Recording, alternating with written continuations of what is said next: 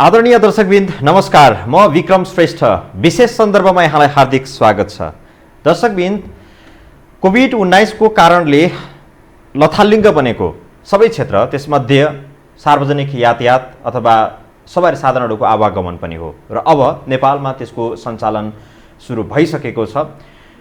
केही यातायात क्षेत्रलाई मध्यनजर गरेर जोरबिजोर प्रणाली लागू गरिए पनि अक्सर रूपमा यातायात सेवा सञ्चालनमा आइसकेको छ। राजधानी काठमाडौँदेखि त्यसको मुख्य शहरहरू लामो दूरीका सवारी साधनहरू निर्बाध रूपमा चल्न थालिसकेका छन्। अब चाडपर्वहरू पनि नजिकै छन्। आम सर्वसाधारणको आवत जावत विगत 6 महिनादेखि बन्द रहेको अवस्थामा अब एक्कासी सुरु भएको छ र चहल पहल बढेको छ। सार्वजनिक यातायातमा यात्रुहरूको सङ्ख्या पनि बढ्दै गइराखेको छ। हवाई मार्गमा पनि यात्रुहरूको उपस्थिति अथवा चहल पहल छ। यद्यपि आज हामी सार्वजनिक सवारी साधन, निजी सवारी साधनमा यात्रुहरूको आवागमनलाई व्यवस्थित र सुरक्षित बनाउनका लागि विशेष गरी नेपाल प्रहरी, त्यसमध्ये पनि ट्राफिक प्रहरी र यातायात व्यवसायी स्वयं कति जिम्मेवार भएर प्रस्तुत भइरहेको छ, यसभित्रको चुनौतीहरू के हुन सक्छन्, सुधार गर्नुपर्ने पक्षहरू के छन्, यी लगायतका विषयमा आज हामी बहस र छलफल गर्दैछौँ। विशेष सन्दर्भमा आज हामीसँग अतिथि हुनुहुन्छ ट्राफिक महानगरीय ट्राफिक प्रहरी महाशाखा काठमाडौँका प्रमुख वरिष्ठ प्रहरी उपरीक्षक एसएसपी भीम प्रसाद ढकाल। यहाँलाई हार्दिक स्वागत छ। र त्यसै गरेर नेपाल यातायात व्यवसाय राष्ट्रिय महासङ्घका वरिष्ठ उपाध्यक्ष विजय बहादुर स्वाद हुनुहुन्छ। यहाँलाई पनि स्वागत छ। धन्यवाद। एसएसपी साहब, यहाँबाट सुरु गरौँ। सार्वजनिक यातायात पनि सुरु भइसकेको छ, निजी सवारी साधनहरू पनि सुरु भइसकेको छ। काठमाडौँ सहरको कुरा गर्ने हो भने जोरबिजोर प्रणाली लागू गरिएको छ दुवै सवारी साधनहरूमा। यसलाई व्यवस्थित रूपमा र सुरक्षित रूपमा सञ्चालन गर्नका लागि तपाईँहरूले कस्तो खालको मापदण्ड, कस्तो खालको सुरक्षा व्यवस्था अपनाइरहनु भएको छ? धन्यवाद।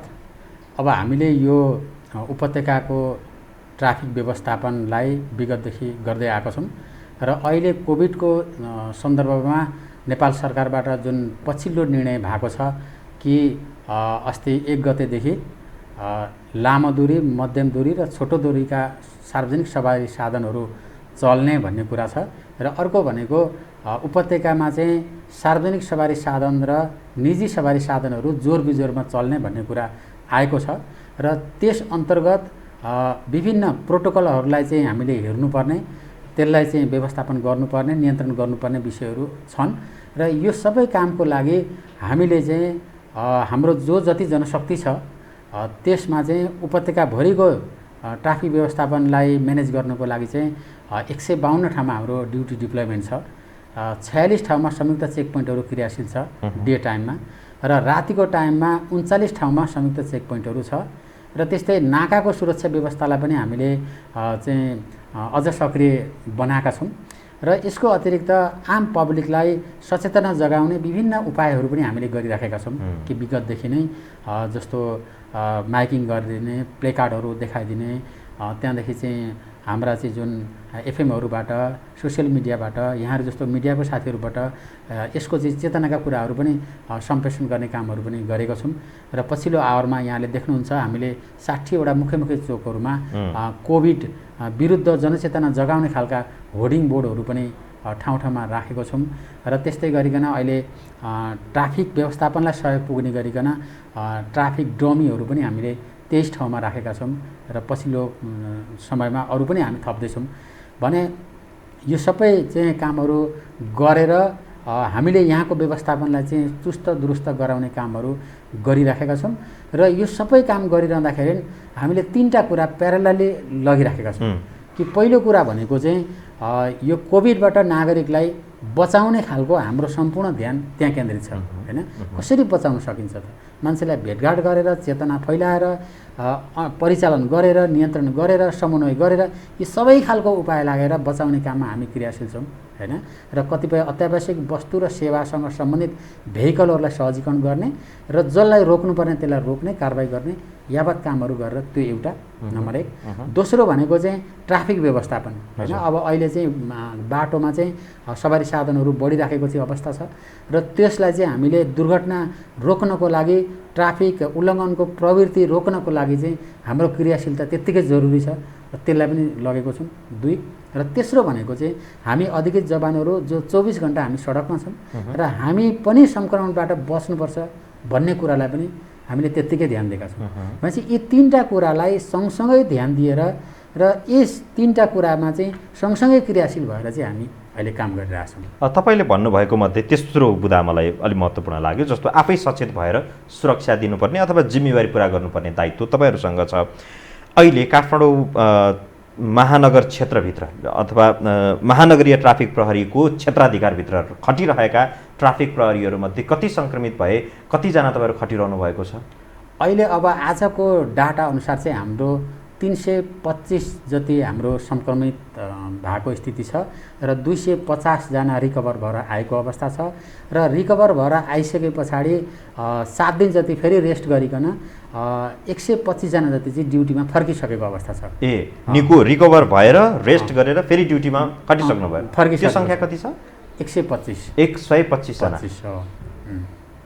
र यस किसिमले हाम्रो जुन चाहिँ सङ्क्रमणबाट अधिकृत जवानहरूलाई बचाउनको लागि सुरुवातीको दिनहरूमा अब अलिकति आतंकित हुने स्थिति थियो हैन, अलिकति चिन्ता थियो अधिकृत जवानहरूलाई चाहिँ अब फैलिने भयो, धेरै चाहिँ जोगाउने कुरामा ध्यान दिनुपर्छ भन्ने कुरो र यो कोभिडको चाहिँ नेपालमा सुरुवात हुनुभन्दा अगाडिदेखि नै हामीले यसमा चाहिँ हामीले सजगता अपनाएकै हो कि हामीलाई WHO बाट आएका जुन कुराहरू छ, नेपाल सरकारबाट जारी भएका प्रोटोकलका कुराहरू छ, अनि हाम्रो चाहिँ प्रहरी प्रधान कार्यालयबाट जारी भएका जुन कुराहरू छन् यसबाट बच्नको लागि, अनि हाम्रो प्रहरी महानिरीक्षकज्यूबाट पनि हैन बेला बेलामा चाहिँ निर्देशन भएका कुराहरू कि अधिकृत जवानलाई बचाउनको लागि चाहिँ ज्यादै होसियार हुने भन्ने कुराहरू बेला बेला निर्देशन हुने गर्छ।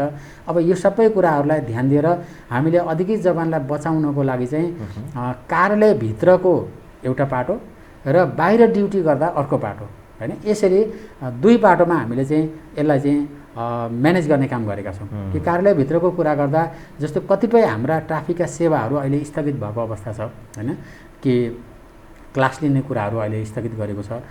डाइरेक्ट नागरिकसँग चाहिँ अब संसर्ग भएर चाहिँ चिट काट्नेहरू नै यस्ता कुराहरूलाई पनि अहिले स्थगित गरिएको अवस्था छ।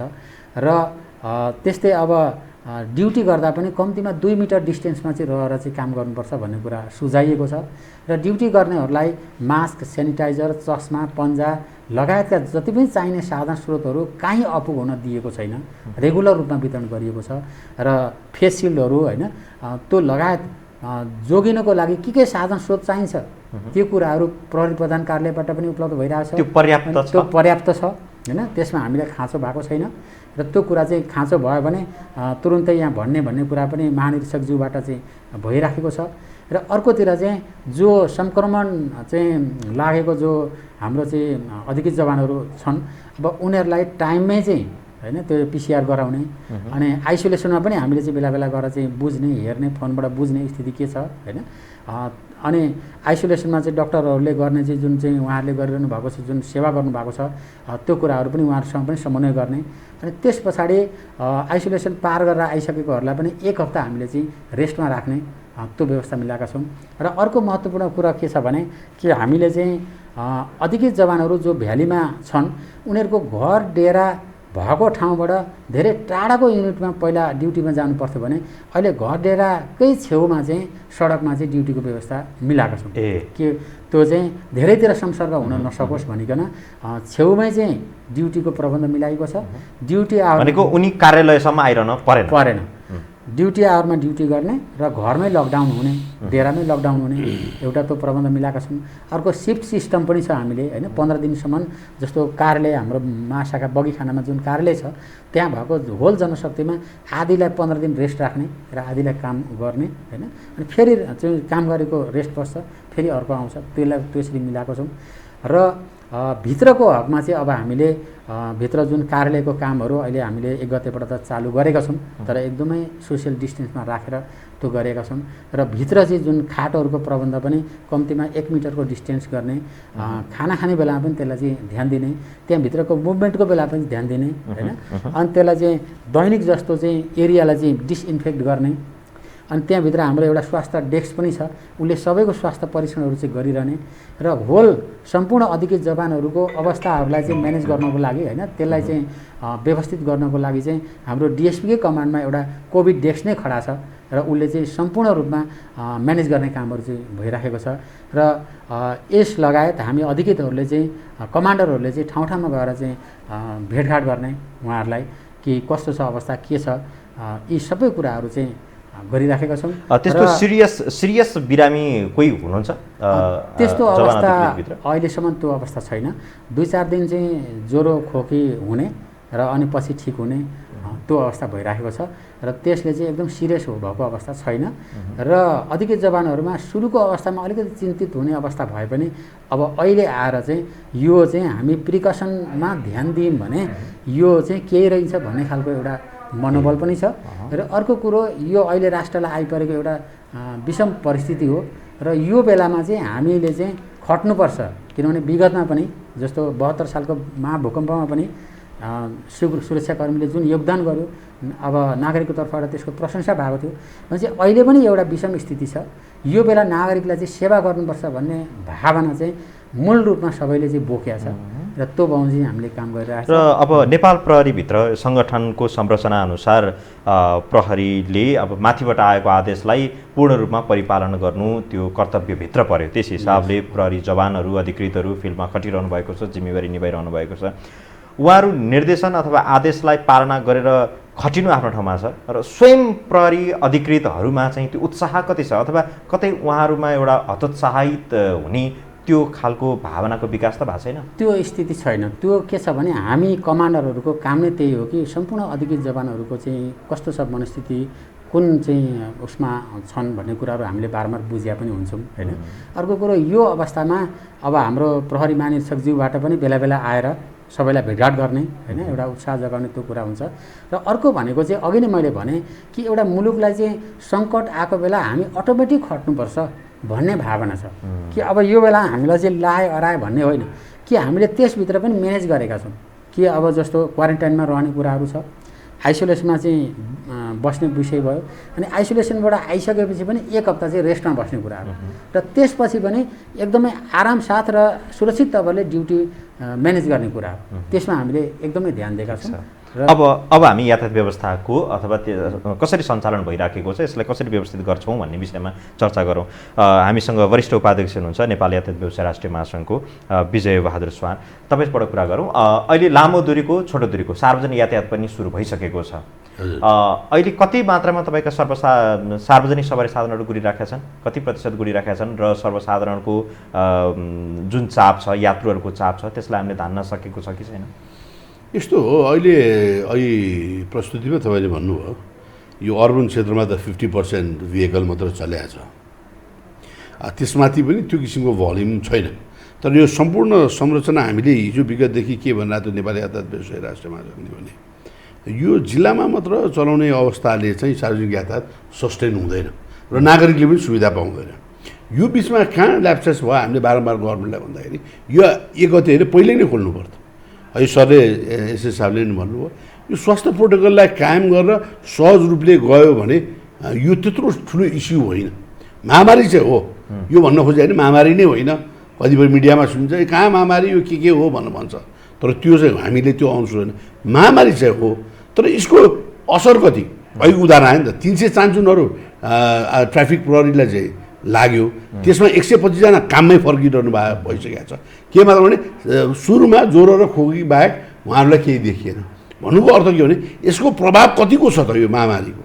र क्याजुअलिटी हेर्नुहुन्छ आजसम्म 400 चान्चुन पुगेको अवस्था छ, लाखौँ मान्छेहरूलाई सङ्क्रमण हुने स्थितिमा पुग्दाखेरि पनि भन्दाखेरि त्यो हुनाले हामीले वैज्ञानिक आधार के मान्नु यसलाई यो जुन चाहिँ छ यो चाहिँ महामारी भन्दा पनि भयावह के भन्दाखेरि भोकले मर्ने, डिप्रेसनले मर्ने, सुसाइड हुने दुःखद कुराको सोच्छ।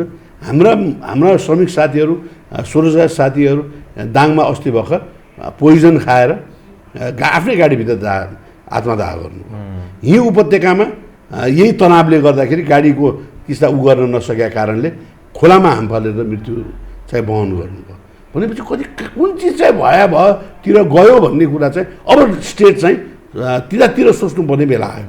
र त्यसको लागि स्वास्थ्य प्रोटोकल हामीले एक्ज्याक्टली, तर सार्वजनिक यातायातमा स्वास्थ्य प्रोटोकल त खै कहीँ देखिएन।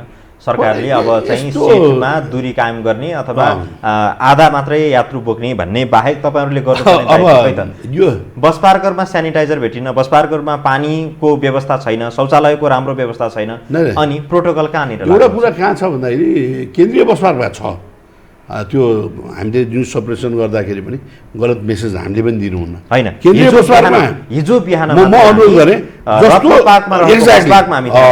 यति अव्यवस्थित थियो त्यो म मान्छु तर कसको जिम्मेवारी केन्द्रीय बस पार्क भनेको गङ्गुबु मात्रै हो केन्द्रीय बस पार्क त्यो हो यो चाहिँ आन्तरिक बस पार्क हो सिटी के भने सिटी बस पार्क बनिरहेछ त्यो हुनाले अस्थायी रूपमा चाहिँ त्यहाँ रत्न पार्कमा राखिया हो तर त्यो जिम्मेवारी कसो हो त त्यो त यातायात व्यवसायीको र मजदुरको त होइन नि ट्राफिक प्रहरीको होइन नि त कसको हो त जिम्मेवारी त्यसलाई भन्नु त्यो त महानगरपालिकाको हो महानगरपालिकाले त्यो अनुसार स्थानीय निकायले सपोर्ट गर्नु परेन हामीले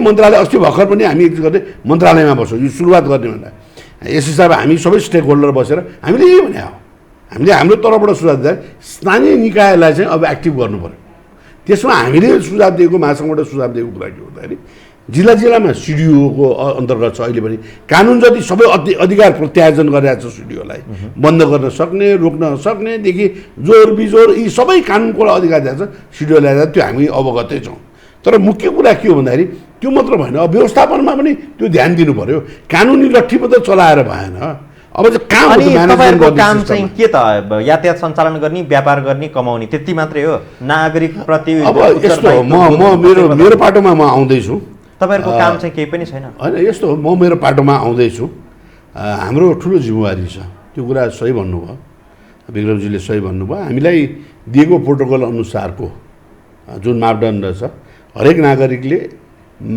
चाहिँ मास्क लगाएकै हुनुपर्छ सार्वजनिक यातायात चलाउँदाखेरि एक त्यो छैन भने चढ्न नदिने भनेको छ हाम्रोले चढाएको छैन एक अर्को त्यसलाई डिइन्फेक्सन गर्ने भनेको लामो दूरीमा बस पार्कबाट डिइन्फेक्ट गरेर निर्मलीकरण गरेर जाने गरेको छ त्यो गरेर तपाईँले अध्ययन गरे हुन्छ होइन र चाहिँ अर्को कुरा भनेको चाहिँ हाम्रो श्रमिकको पनि स्वास्थ्यको कुरा चाहिँ त्यहाँ छ त्यो हुनाले हाम्रो श्रमिकलाई पनि मास्क लाउने यो भाइजर लाउनेदेखि लिएर अहिले लामो दूरीमा त अब अस्ति वर्ष हामी बिस्तारै त्यसलाई चाहिँ सुरुवात गर्दैछौँ लब त्यो अवस्थामा छ जहाँसम्म कुरा छ मलाई एउटा कुरा अचम्म पनि लाग्यो 50%को जुन कुरा आयो नि 50% कुरा एकछिनपछि म तपाईँसँग गर्छु तपाईँले श्रमिकहरूको मायाको कुरा गर्नुभयो अब तपाईँले कोभिड-19 को चाहिँ कोरोना बिमा गर्ने पनि सुरु भइसकेको छ तपाईँले बिमा गर्नुभयो गऱ्यौँ तपाईँले राम्रोसँग बिमा एकदम अनि तपाईँको सवारी साधनमा रहने स्टाफ भनौँ न ड्राइभर चालक सहचालक होला कतिजना हुन्छ कम्तीमा 3 जना अब लामो दूरीमा 4 जना अनि मध्यम दूरीमा 3 जना सानो छोटो दूरीमा 2 जना ठ्याक्कै फिल्डमा त्यस्ता मजदुरहरू कति खटेका होला चालक सहित सहचालकहरू गरेर अब यस्तो एउटा हामीले करिब 4-5 हजार 4-5 हजार भन्दा बढी नै होला अनि तपाईँले कोरोना बिमा गर्नुभयो तपाईँ एउटा व्यवसायी मासिक लाखौँ करोडौँको हिसाबहरू गर्नुहुन्छ अनि ती मजदुरहरूको माया लाग्यो भनेर तपाईँले भन्दै गर्दाखेरि उनीहरूको कोरोना बिमा गरिदिनु पर्दैन संस्थागत बिमा गर्दाखेरि त एकजनाको 600 रुपियाँ मात्रै लाग्छ अब यो अलिकति जानकारीको विषय हाम्रो भन्दा पनि श्रमिककै इन्सुरेन्स भयो भने अब मैले जस्तो मेरै चाहिँ बसपातिर गयौँ धेरै होइन चालक सहचालकहरूलाई सोध्यौँ तर हाम्रो कोरोना बिमा अनुरोध गर्दैछु कसैले भन्नुभयो म ग्यारेन्टी साथ तपाईँको मिडियामा भन्छु जो संस्थागत रूपमा चलेका सवारी साधन छ तिनको कम्पनीले चाहिँ लगभग 100% त म भन्दिनँ तर 90% अब कम्पनीले सबैको कोरोना बिमा छैन तपाईँलाई चुनौती दिन्छु यो कुरामा म तपाईँलाई चुनौती दिन्छु पूर्वदेखि पश्चिममा कुन चाहिँले गरेको छैन भन्नुहोस् न त त्यो छैन भनेर भएन विक्रमजी हामीले सपोर्ट गरेका छौँ म तपाईँलाई अनुरोध गरिदिन्छु जुन स्वरोजगार रूपमा चलेको यदि गाडी कुनै छ त्यो संयन्त्र हाम्रो महासङ्घको संयन्त्रभन्दा बाहिर चलेका गाडी छन् भने त्यसको जिम्मेवारी हामीले त लिन सक्दैनौँ तर महासङ्घ अन्तर्गत रहेको सङ्घ समिति रूपान्तरित प्रणालीहरूले सबैले बिमा गरेका छ र काही समस्या के आएको छ भन्दा बिमा कम्पनीले चाहिँ नगरिदिएको समस्या आएको छ त्यसमाथि पनि यहीँ एससी साहब हुनुहुन्छ जेसी साहब हुनुहुन्छ हामीले कलेक्टिभ रूपमा यो कुरालाई मेसेज पुऱ्याइरहेछौँ जो कम्पनीले हाम्रा कम्पनीले गरेका छैनन् तिमीलाई दबाब दिइरहेछौँ तिमीले अनिवार्य गर्नुपर्छ भनेर कोही तपाईँले भनेको चाहिँ छुटपुटहरू अब गर्न थालेका छन् यो प्रेसरले तपाईँहरू जस्तो न्युजबाट प्रेसर आइसकेपछि किन भन्दा हामीले महासङ्घबाट त अनिवार्य लेखेर दियो यो पहलै यता हामी ट्राफिक व्यवसायी विभाग भएर पहल गरेर यो सुविधा ल्याइदियो कार्यक्रमबाट फर्किसकेपछि यसको थप अध्ययन गर्नुहुन्छ अनि डेफिनेटली गर्छौँ किनभने फेरि अर्को म तपाईँलाई अनुरोध कहाँ गर्न चाहन्छु भने हामीले यस्तो संयन्त्र बनाएको छौँ महासङ्घ र 3टै मजदुर सङ्गठनको एउटा संयन्त्र बनाएको छ।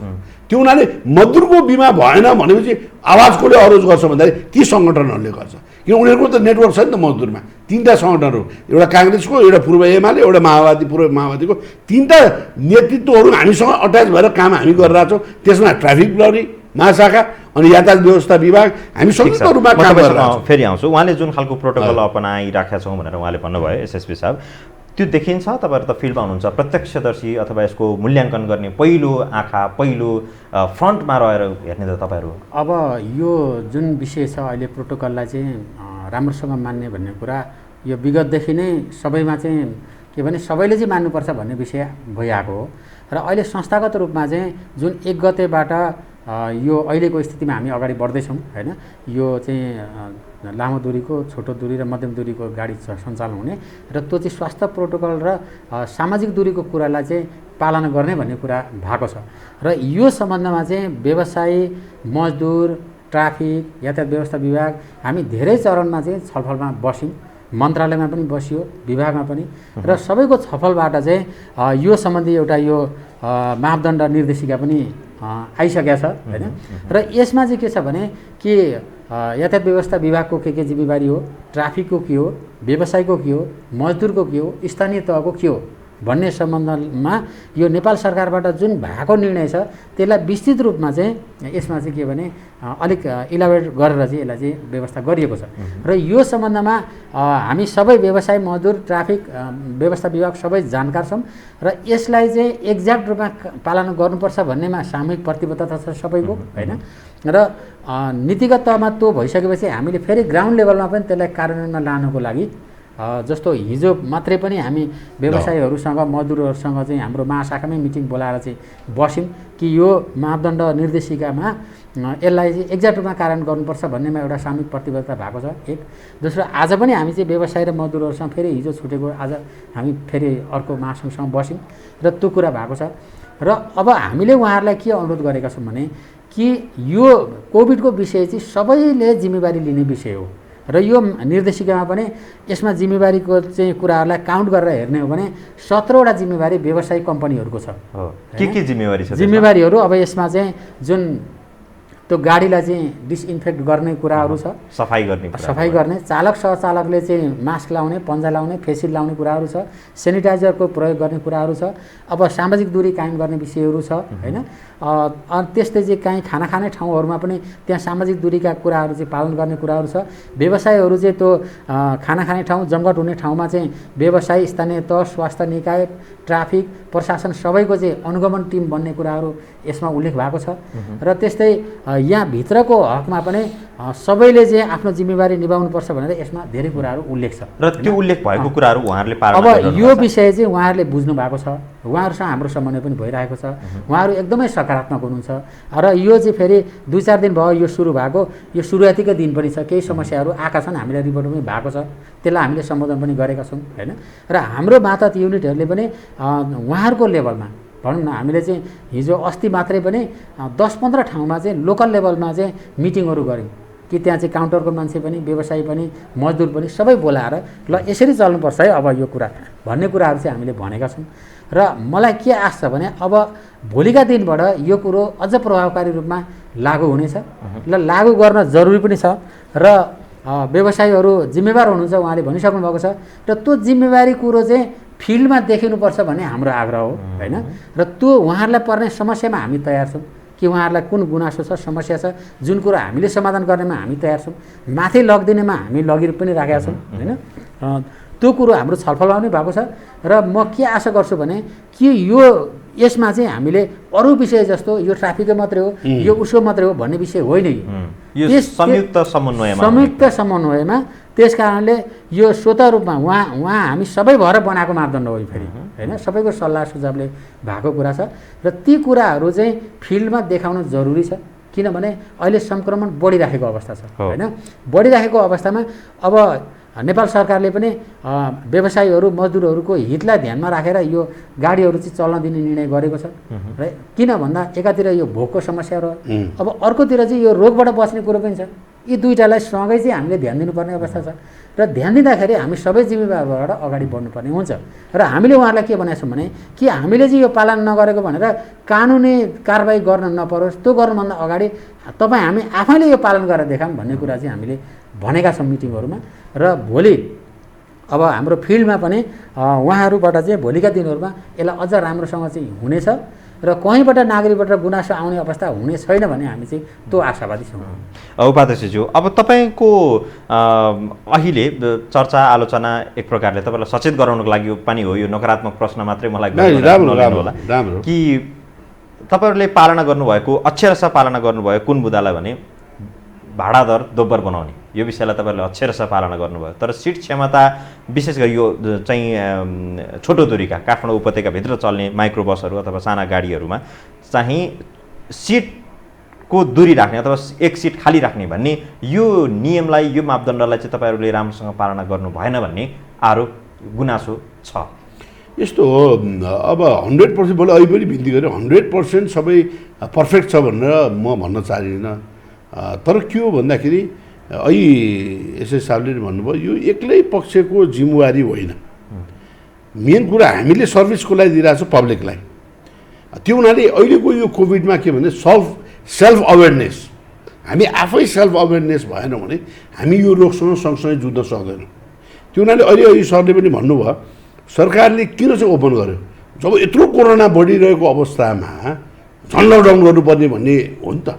हिजो कम देखेको बेलामा चाहिँ पुरै लकडाउन गर्यो सरकारले, अहिले चाहिँ पुरै यत्रो फैलिरहेछ, यत्रो चाहिँ भयावह सङ्क्रमित दिइरहेछ। किन गर्यो भन्दाखेरि रोगले भन्दा पनि भोगले चाहिँ सकिने अवस्था आयो। सरकारको क्यापेसिटी भएन, नागरिकलाई चाहिँ राहत दिन सक्ने सरकारको क्यापेसिटी भएन, त्यहाँतिर सरकारले ध्यान पनि दिएर होइन।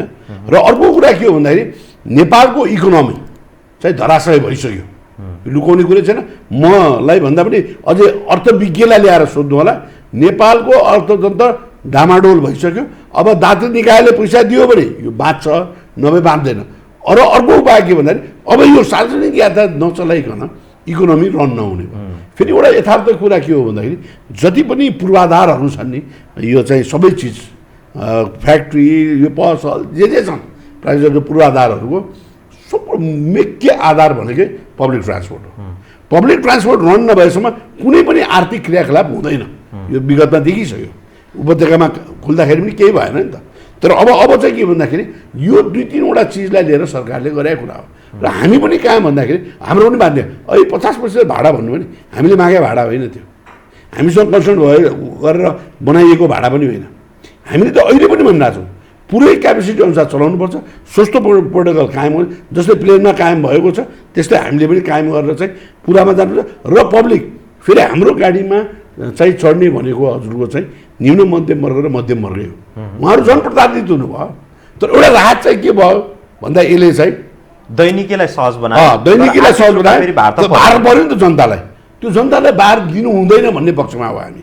अझै हामी नर्मल भाडामा उडाउनको लागि चाहिँ सरकारसँग हामीले अरू पनि के भनेको थियौँ भन्दाखेरि जुन फ्युलमा ट्याक्स त्यत्रो उठाइरहेछ ती राहत दिइदियो न, कमसेकम सार्वजनिक यातायातलाई दिँदाखेरि एउटा कम फ्युल कम आधारमा दिइदियो, त्यसले पनि त हामीलाई सहज गति गराउँछ। सरकारको पनि उत्तरदायित्व त्यहाँ हुन्छ होइन। अर्को हाम्रो यी ब्याङ्कका ब्याज ऋण जति छन् त्यसलाई चाहिँ कमसेकम 1 वर्ष सार्थ्यो, 1 वर्षसम्मको यो कोभिड भ्याक्सिन 1 वर्षसम्म त आउला, त्यसपछि हामीले कमाएर तिर्ने कुरा तिर्छौँ। त्यो भयो भने यो इन्डस्ट्री पनि बाँच्छ होइन। त्यो आधारले अब दुःखको कुरा अस्ति एउटा न्युज हेरेँ मैले, यो एउटा न्युजमा आयो चाहिँ यो चाहिँ हवाई सञ्चालन हाम्रो चाहिँ बुद्ध एयरको चाहिँ बस्नेजी उहाँले भनेको पनि इन्टरभ्यू पढेँ, बसमा चढ्ने मध्यम वर्गलाई प्लेनमा चढाउने चाहिँ योजना छ त हामी अगाडि आएका छौँ भनेर भन्नुभयो क्या। भनेपछि त के हुने भयो, अब हाम्रो बस चाहिँ नचल्ने भयो, प्लेन मात्र चल्ने भयो, किनभने त्यहाँ प्रोटोकल सोसल डिस्टेन्सिङ प्लेन मात्र चाहिएन अरे। अब यो के विज्ञता हो सरले पनि भन्नु होला, कुन विज्ञता के आधारमा चाहिँ भनेको हो होइन। झन् प्लेन त यति चाहिँ डेन्जर छ सङ्क्रमणको लागि, अहिले सरले प्लेन नै अर्को विकल्प बन्न सक्दैन होइन। मैले भन्दैछु के यो राज्यले म्यानेज गर्न नसकेको कुरा म भन्दैछु। हामी त सुझाव दिइरहेको छौँ नि त, हामी निजी क्षेत्र भनेको हामी सरकारको प्रतिपक्ष होइन भने हामी त hands we are the wings of the government. हामी निजी क्षेत्रलाई साथसाथै लग्यो भने सरकार पनि सफल हुन्छ, हामी पनि बाँच्छौँ, सरकारको पनि इमेज बच्छ भनेर भन्दाखेरि हामीले कहाँ नराम्रो भनेको छौँ। हामीले त्यही उनीहरूले पहिल्यै बनायो, यो चाहिँ यो 50% राख्ने भन्ने यो प्रोटोकल पनि 100% सेफ्टी मेजर्स लाग्ने भने अहिले हामी टेलिभिजनमा बसेको छौँ, हजुर र मेरो डिस्टेन्स पुरै चाहिँ 2 मिटरभन्दा माथि छ, सर बिचमा हुनुहुन्छ, सरले मास्क लगाइरहनु भएको छ, यो हो त प्रोटोकल भने होइन। जुत्ताको बेसिस दिने कुरा पनि हो त यो प्रोटोकल कायम भनेको यही प्रोटोकल कायम यहीँबाट भइरहेको छ भनेपछि अर्को कुरा म गरिरहेको थिएँ। भनेपछि के भन्दाखेरि सरकारले पनि अलिकति वर्कआउट गर्ने बेलामा कमसेकम यो स्टेक होल्डरसँग छलफल गरेर बहस गरेर, जस्तो ऐसरले भन्नु यो आयो होइन, यो कहिले आयो, हिजो भर्खर मात्र उहाँले देखाएपछि हामीले देख्न पायौँ यो प्रोटोकल, यो त उहिले आइसक्नु पर्थ्यो नि त। हामीले सुझाव त उहिले भदौको महिना भन्दा अगाडि दिएको सुझाव हो त। भनेपछि सरकार कुन गतिले हिँडिरहेछ र त उद्देश्य प्राप्ति हुन्छ कि हुँदैन यो गतिमा, जुन कोरोनासँग लड्ने भनिरहेछौँ, इकोनोमीलाई कोप गर्ने भनिरहेछौँ, अब यही सुस्तपन कछुवाको चालले हुन्छ भन्ने जस्तो मलाई चाहिँ लाग्दैन। एउटा कुरा चाहिँ के हो भन्दाखेरि सम्पूर्ण सार्वजनिक यातायात भेन्टिलेटरमा गइसकेको अवस्था छ। अब यहाँबाट निकाल्ने काम सरकारको दायित्व होइन, हामी मात्र डुब्ने निकाल्न त सुरु भइसक्यो अब होइन। यसरी यो जुन चाहिँ हिसाबले जुन चाहिँ मिलाएको छ फुल सिटमा क्षमता सहित सञ्चालन स्वास्थ्य प्रोटोकल सहित र जोर बिजोर पनि हटाउनु पर्छ भन्ने। जोर बिजोर चाहिँ यस्तो, जोर बिजोर चाहिँ सार्वजनिक यातायातलाई लगाउनु आवश्यक छैन मैले देखेको। जोर बिजोर भनेको पब्लिक ट्रान्सपोर्ट बाहेक निजी क्षेत्रको लागि जोर बिजोर लाउँदाखेरि हुन्छ, किन भन्दाखेरि त्यो त व्यक्तिगत कामले जाने हो। हाम्रो आफ्नो गाडी नछोड्ने हाम्रो गाडी त चलिरहेको हुन्छ नि त, यो त चलायो भने यो त गरी खाने पेसा हो। निजी सवारी साधनमा त्यति धेरै नजरअन्दाज नगरिदिनुहोस् न, किनभने निजी सवारी साधन मार्फत आफ्नो कामको लागि मात्रै होइन, निजी सवारी साधन मार्फत भाडा हो। तपाईँले कहाँ आउनु भने बडा राम्रो ठाउँमा निजी सवारी साधन अहिले भाडामा गुड्न थाले, हाम्रो गाडी बन्द भयो हुनाले। विगतमा अहिले अस्ति 1 गतेबाट मात्रै सञ्चालन भयो नि, उपत्यकामा टोटली निजी सवारी साधनले लङ रुटमा चाहिँ प्यासेन्जर बोक्यो, त्यही प्यासेन्जर बोकेका कारणले आज कोभिड बढेको हो। ग्यारेन्टी साथ भन्छु, म प्रमाणसहित भनिदिन्छु हामी निजी।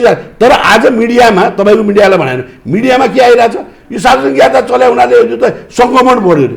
कस्तो पत्रकारिता हो यो? एउटा स्वाब टेस्ट गर्दाखेरि हामीलाई थाहा छ त, केही नभने 3-4 दिन लाग्छ, सार्वजनिक यातायात चलेको भयो 3-4 दिन भयो। अब यसले कोरोना निजी सवारी साधनमा सार्वजनिक सवारी साधन झैँ यात्रुहरू बोकिराखेको छ, यसमा चाहिँ तपाईँ ढुक्क हुनुहुन्छ, निश्चित हुनुहुन्छ? म त धारासाथ भनिदिन्छु, प्रमाणसहित भनिदिन्छु। एसएसपी साहब, तपाईँ ट्राफिक प्रहरीको प्रमुख हुनुहुन्छ, यस्तो भइराखेको छ काठमाडौँमा उहाँले भने जस्तो? त्यस्तो छैन। लङ रुटको कुरा काठमाडौँ जस्तो हामीले नाकामा त्यो विषयलाई कडाइका साथ हेरेको छौँ र जिल्लामा पनि एकदमै कडाइ गरिएको छ कि त्यो पास छ कि छैन, पास पहुँचेको मान्छे छ कि छैन होइन, र त्यो चाहिँ शङ्कास्पद किसिमले मान्छे बोकेको छ कि छैन, त्यो कुरालाई हेरिएको छ र त्यस्तोलाई कडाइका साथ कारबाही हो। तपाईँहरू दुवैजनाको होइन, त्यही त मैले भएको कुरो हो होइन। र अब यदाकदा लुकी चोरी गर्न त्यस्तो छ भने पनि हामीले खबर आएर त्यस्तोलाई पक्राउ गरेका छौँ है। त्यसलाई स्ट्रिक्टली तपाईँले अहिले आजभोलि मात्रै होइन, कोभिड सुरु भएर जब लकडाउन सुरु भयो त्यहाँदेखिको यताका दिनहरूमा नाकामा जुन किसिमको चाहिँ सुरक्षालाई कडाइ गर्ने हो त्यसलाई एकदमै ध्यान दिएको अवस्था छ। र कुनै पनि कि अहिले पास जारी, पासकै टाइममा पनि त्यो नामावलीसहित आउँछ नि त पास त त्यहाँ होइन, त्यो हेरेर मात्रै सुरक्षाकर्मीले छोड्ने हुन्छ। अहिले त पासको व्यवस्था छैन, अहिले पासको व्यवस्था छैन। तर त्यहाँ चाहिँ हामीले अहिले जुन चाहिँ नाकामा आवाजात गर्नेहरूलाई चाहिँ त्यो चाहिँ प्यासेन्जरलाई पनि सोध्या हुन्छ र त्यहाँको चालकहरूलाई पनि बुझ्या हुन्छ र हाम्रो सिभिलले पनि निगरानी गरिराखेको हुन्छ होइन। त्यो गरेर यसलाई कडाइ गरिएको छ र त्यो खबर पायो भने हामीले कारबाही गरेका छौँ र हाम्रो निगरानीमा पनि त्यो कुराहरू छ। र यसलाई चाहिँ उहाँले भने जस्तो अब 1-2वटा कुनै हुनसक्छ होइन, त्यस्तोहरूलाई पनि हामीले उहाँहरूले सुझाव दिएपछि अझ कडाइ पनि गरेका छौँ र त्यसलाई कन्ट्रोल गर्ने कामहरू। र यो पनि एउटा सुझावको रूपमा यहाँले ग्रहण गरिदिनुहुनेछ भन्ने हामीले अपेक्षा गऱ्यौँ। र अर्को कुरा उहाँले के राख्नुभयो भने यो जोर बिजोर लागू गरिरहन आवश्यक छैन अथवा फुल सिट क्यापेसिटी सहित सञ्चालन गर्न देऊ भन्ने उहाँहरूको चाहना रह्यो, सम्भावना छ? अब अहिले चाहिँ के छ भने जस्तो हामीले ट्राफिक व्यवस्थापनको कुरा गरेँ नि अघि, मैले 3टा कुरा गर्दाखेरि एउटा ट्राफिक व्यवस्थापन पनि भनेको छु नि होइन। त्यो व्यवस्थापनलाई चाहिँ सहज पनि हुने स्थिति भइराखेको छ जोर बिजोरले गर्दाखेरि एउटा। दोस्रो कुरो चाहिँ अहिलेको सङ्क्रमणको डरले नागरिकहरू आफै पनि धेरै गाडीहरू निकालेको छैनन् अत्यावश्यक काम बाहेक जानै पर्ने काम बाहेक सर्वसाधारण घरबाट निस्किएका छैनन् र अर्को एउटा के भने कि जोर बिजोर लागू भएको कारणले पनि उहाँहरूलाई त्यसले हेल्प पनि भएको छ कि नागरिकहरूलाई चाहिँ अब गाडी छ भने त निस्किहालौँ न भन्ने मनस्थिति पनि हुन्छ नि कतिपय। त्यसमा जोर बिजोर छ आज ननिकालौँ भन्ने खालको चाहिँ त्यो सोचाइ चाहिँ नागरिकहरूको हामीले पाएको छौँ त्यो कुरा होइन। धेरैसँग मैले फिडब्याक पनि लिएको छु, उहाँहरूले यही कुरा गर्नुभएको छ। र जहाँसम्म सार्वजनिक सवारी साधनको कुरा पनि अब अहिले जति गुडेको छ त्यहाँ पनि अब एकदमै भिडभाड गाडी नै नपुग्ने स्थिति त छैन त्यहाँ, किनभने अहिले सामाजिक दूरी कायम राखेर चाहिँ हामीले मुभमेन्ट गरेको देखिरहेको छौँ। हामी त 24 घण्टा सडकमा छौँ, गाडी कति चढेका छन् कति के छ त्यो त हामीले हेरिरहेका छौँ। त्यो हेर्दाखेरि के देखिन्छ भने कि अहिले चलेका सवारी साधनहरू नागरिकको मुभमेन्टलाई चाहिँ भ्याउने गरिकन ठिकै चलिरहेको छ होइन। र त्यस कारणले यो फेरि जोर बिजोर भनेको यो भ्यालीभित्रलाई मात्रै चाहिँ हो, फेरि लामो दूरी छोटो दूरी जुन बाहिर जानेको हकमा यो लागु छैन, छोडेर जाने अथवा भित्रिनेको लागि यो लागु छैन। र अर्को के भने यो भिडभाड जब सबै गाडी छोड्ने बित्तिकै त भिडभाड त बढ्छ, तपाईँको बस स्ट्यान्डहरूमा बढ्छ, बस पार्कहरूमा बढ्छ, अन्यत्र चाहिँ ठाउँ ठाउँमा रोकेका ठाउँमा बढ्छ। भनेपछि त्यसलाई पनि कमी हुने काम चाहिँ यो जोर बिजोरले गरिरहेको छ। र अर्को कुरा यो लामो समयको लकडाउनको कारण विभिन्न चाहिँ उपाय अपनाएर धेरै मानिसहरू यति बेला काठमाडौँ छोडेर आफ्नो थात थलोमा गएका छन्, जसको कारणले गर्दाखेरि काठमाडौँमा अहिले जनघनत्व अलिक कम होला होइन, मानिसहरूको उपस्थिति कम होला। यस कारणले गर्दाखेरि अहिले सञ्चालन भइरहेका सार्वजनिक सवारी साधन नै अहिले यहाँ चलिरहेका मानिसहरूको लागि पर्याप्त छ, यो निष्कर्षमा चाहिँ यो पुग्न सकिन्छ। जस्तो यहाँलाई भनौँ अहिले डाटै भन्दा पनि अब अहिले हाम्रो जुन काठमाडौँबाट बाहिर जाने चाहिँ सवारी साधन र प्यासेन्जरहरूको चाहिँ रेसियो हेर्दाखेरि चाहिँ अहिले चाहिँ बाहिरबाट आउने 1000-1500ले ज्यादा देखिन्छ दैनिक होइन यात्रुहरू। अब हाम्रो अनुमान के छ भने अब कमिङ हप्तासम्म यो हुन्छ, त्यो हप्ता अब अर्को हप्ताबाट चाहिँ के हुन्छ भने यहाँबाट बाहिर जानेको चाहिँ सङ्ख्या बढ्छ, किनभने अब चाडपर्वहरू आइरहेको छ होइन। त्यो दृष्टिले पनि यहाँको मान्छेहरू बाहिर जान्छ कि हालसम्म चाहिँ सामान्य जस्तो देखिएको छ भने हाम्रो पूर्व अनुमान के भने अब बिस्तारै बाहिर जानेहरू बढ्छ। र त्यो बेलामा अहिले जुन भेहिकलहरूले चाहिँ अहिले बाहिर जाने भन्ने बित्तिकै त्यहाँ त जोर बिजोर लागू भएको छैन। सरकारले त्यही बुझेर पनि बाहिर लङ डिस्टेन्समा जानेहरूको लागि चाहिँ जोर बिजोर नहुने भनेको छ। जस्ता अहिले यी गाडीहरूले चाहिँ भ्याउने अवस्था हुन्छ। र अर्को चाहिँ अहिले 1 गतेदेखि नै यो चाहिँ सुरु भएको हुनाले कि चाडपर्वहरूलाई मध्यनजर गरेर जाने मान्छे अहिले पनि जान थालेको छ भनेपछि यो 1 महिनाभरिमा जाँदाखेरि त त्यत्रो भिडभाड पनि हुँदैन होइन। यो मानेमा चाहिँ यो अहिले जुन डिसिजन भएको छ र कार्यान्वयन भइरहेको छ एकदमै ठिक छ। तर अब मेन कुरा भनेको हामीले चाहिँ नीतिगत तहमा चाहिँ कुरा गर्ने, निर्देशिका बनाउने अनि चुप लाग्ने होइन कि हाम्रो प्रत्येकको जिम्मेवारी के छ होइन। अब अझै पनि के सोचिदिनु पर्ने भने सरकारी मान्छेको मात्रै यो जिम्मेवारी हो भन्ने होइन कि सबैले जिम्मेवार हुनु पर्यो। मैले उहाँहरूसँगको मिटिङमा हिजो पनि त्यही भनेको छु, आज पनि त्यही भनेको छु कि अझ भन्ने हो भने हाम्रो यातायात व्यवस्था ऐनमै पनि त्यहाँ सरकारको मात्रै जिम्मेवारी छैन नि, व्यवसायको पनि छ। त्यही ऐनअनुसार बनेको यो चाहिँ निर्देशिका जुन छ यसमा पनि उहाँहरूको जिम्मेवारी 17वटा छ, जब हाम्रो 9वटा छ, मजदुरहरूको 7वटा छ, विभागको 3टा छ। यो मैले काउन्ट गरेर देखाएँ। भनेपछि त्यो किसिमले जिम्मेवारी चाहिँ सबैले एउटा लिनुपर्ने चाहिँ अवस्था छ। विभागको यहाँ कोही उपस्थित हुनु न, यस हिसाबले विभागको 3वटा जिम्मेवारीमा के हो होइन, विभागले चाहिँ अनुगमन गर्ने कुराहरू छ होइन। विभागले चाहिँ जुन यो केन्द्र लेभलमा चाहिँ यातायात व्यवस्था विभाग, यातायात कार्यालय अनि ट्राफिक कार्यालयले चाहिँ अनुगमन गर्ने भनिएको छ।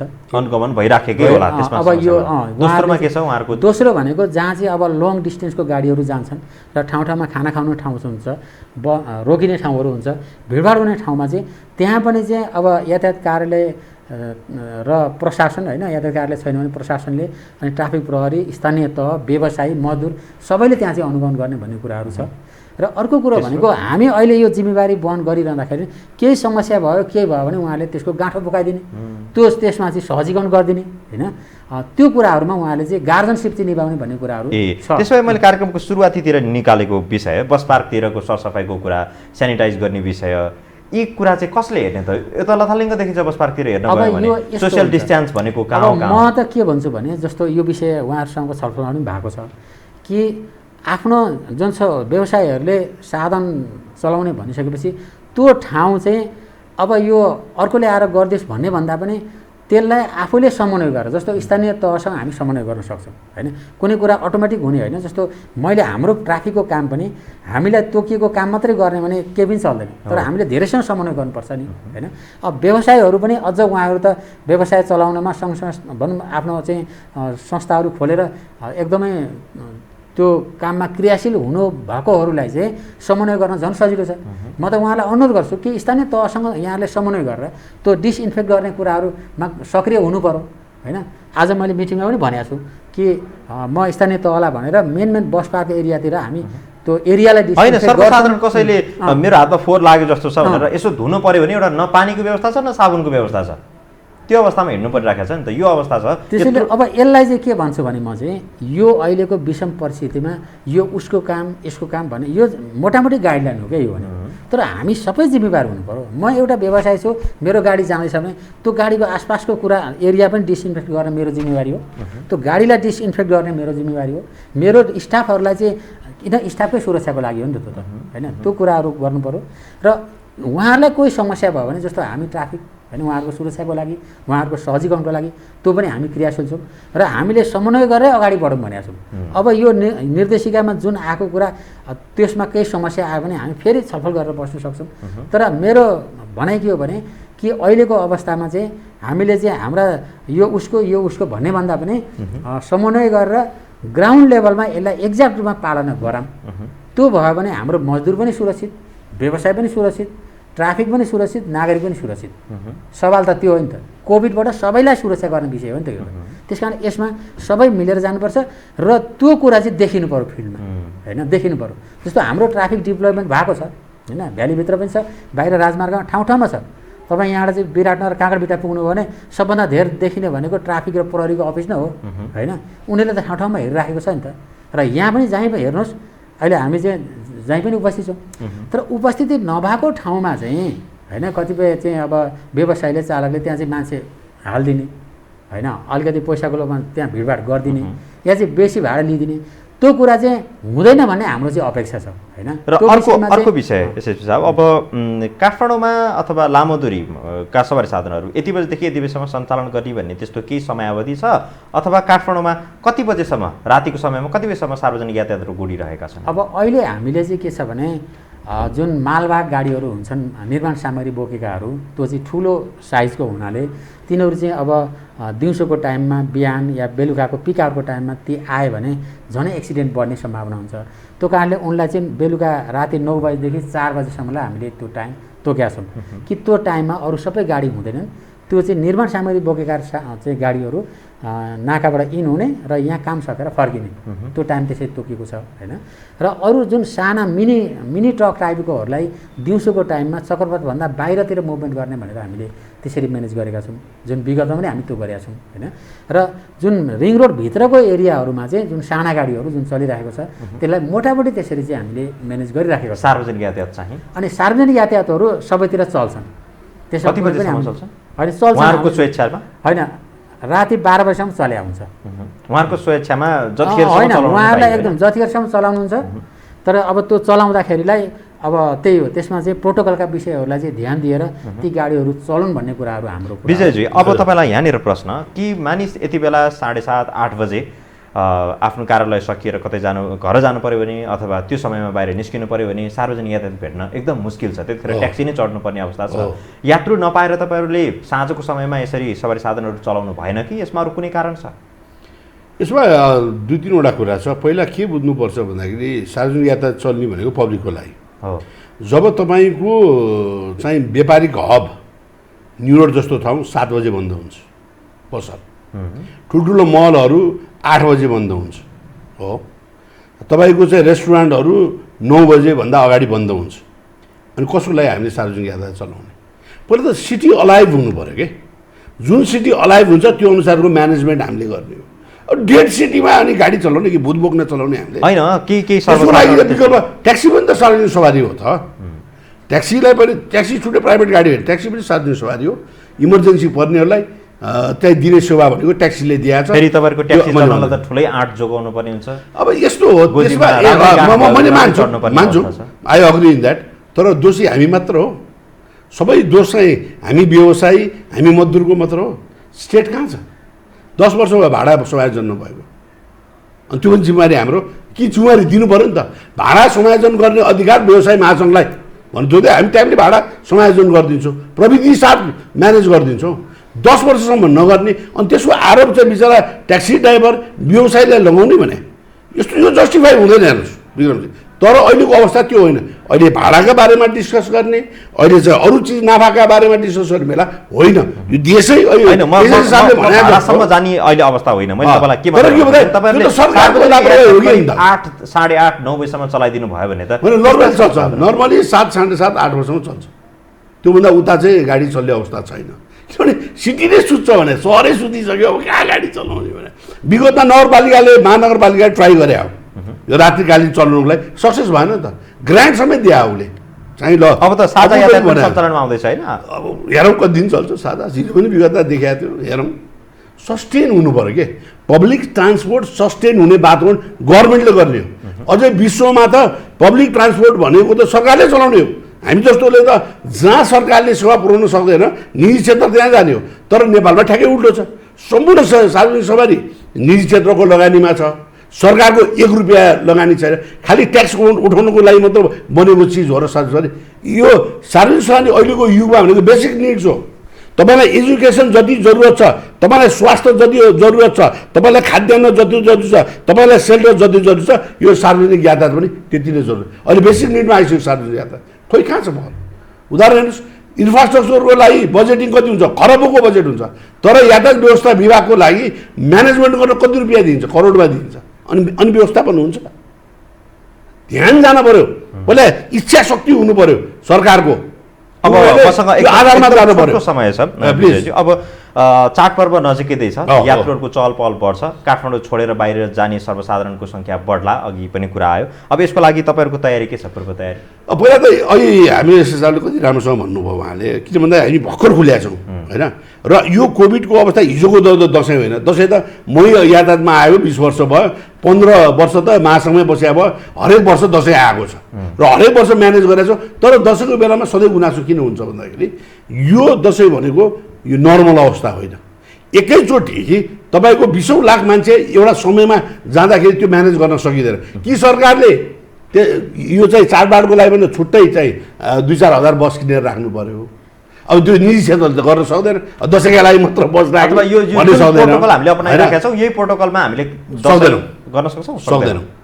यो प्रोटोकलमा सक्दैनौँ। हामीले सम्बन्धित निकायलाई लिखित रूपमा पनि दिएका छौँ, मन्त्रालय ट्राफिक विभागलाई लेखेका छौँ। त्यो हुनाले यसलाई के गर्नु पर्यो भन्दाखेरि स्वास्थ्य प्रोटोकल सहित चाहिँ फुल क्यापेसिटीमा चल्न पाउने गरिदियो भने दुईवटा फाइदा भयो। एउटा सहजीकरण गरेर प्यासेन्जर भल्युम जाने भयो। अर्को भनेको के हुने भयो भन्दाखेरि पब्लिकले नर्मल भाडामै चाहिँ अगाडि जान पाउने भयो। सबभन्दा राहत कुरा थियो नि त। उहाँको भनाइमा तपाईँको केही टिप्पणी? हामी अन्तिममा अब यसमा हामी के छ भने अहिलेको जुन हाम्रो भनाइ के छ भने यो 15 गतेसम्म होइन, 15 गतेसम्ममा हामी यो कोभिडकै कुरामा ध्यान दिएर प्रोटोकल पालन गराउने कुरामा हामी लागिरहेका छौँ। एउटा त उहाँ हामी सबै समन्वय गरेर गरिरहेका छौँ र समन्वय गरेर सबैले प्रतिबद्धता गर्दा गर्दै कसैले टेर्दैन भने चाहिँ हामी कारवाही गर्छौँ, कडाइका साथ हामी जान्छौँ। नम्बर 1 होइन, चाहे त्यो चाहिँ सामाजिक दूरी कायम गर्ने कुरा होस्, चाहे चाहिँ भाडा चाहिँ तोकियो भन्दा बेसी लिने कुरा होस्, चाहे अन्य दुर्व्यवहार ठगीका कुरा हुन्, त्यसमा पुलिस कडाइका साथ जान्छ। तर के छ भने हामी अझै पनि भन्छौँ कि सबैले जिम्मेवारी बुझेर काम गरौँ, नम्बर 1। र अब दोस्रो हप्ताबाट चाहिँ हामीलाई के लाग्छ भने कि दसैँ तिहार छठको जुन आउँछ त्यसको 15 दिन पछाडि त्यो बेलामा अलिकति फ्लो बढ्न सक्छ होइन। र अर्को के अनुमान हाम्रो छ भने कि यो कोभिडको 5-7 महिनाको अवधिमा पनि धेरै मान्छेहरू चाहिँ आफ्नो गाउँघर पुगिसकेको अवस्था छ होइन। र विगत वर्षमा जस्तो अहिले त्यो रूपको भोलम चाहिँ अहिले हुँदैन भन्ने हामीले यात्रुको चाप त्यति हुँदैन भन्ने चाहिँ हाम्रो क्यालकुलेसन छ। र अघि पनि मैले भने कि 1 गतेदेखि नै अहिले जाने मान्छे त गइरहेछ नि त होइन। 1 महिनाभरिमा चाहिँ मान्छेहरू चाहिँ सामाजिक दूरी पालन गरेरै जाँदा पनि गाडीमा चाहिँ भ्याउने पर्याप्त हुन्छ।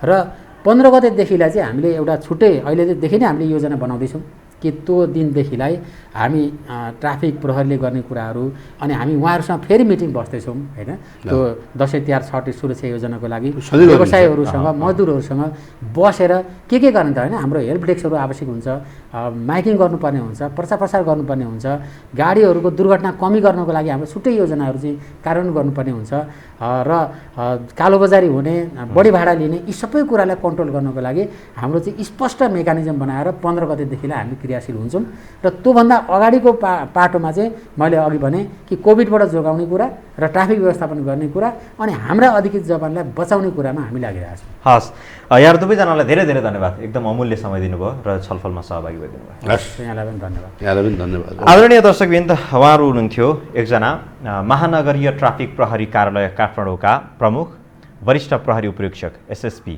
भीम प्रसाद ढकाल र नेपाल यातायात व्यवसायी राष्ट्रिय महासङ्घका वरिष्ठ उपाध्यक्ष विजय बहादुर स्वार। उहाँहरू दुवैजनासँग आज हामीले समग्र यातायात व्यवस्था, चुनौती र सुरक्षाको विषयमा कुराकानी गऱ्यौँ। हेरिदिनुभयो, यहाँलाई पनि धेरै धेरै धन्यवाद। भोलि हामी नयाँ विषय र प्रसङ्गको साथमा पुनः उपस्थित हुनेछौँ। आजलाई बिदा दिनुहोस्। नमस्कार।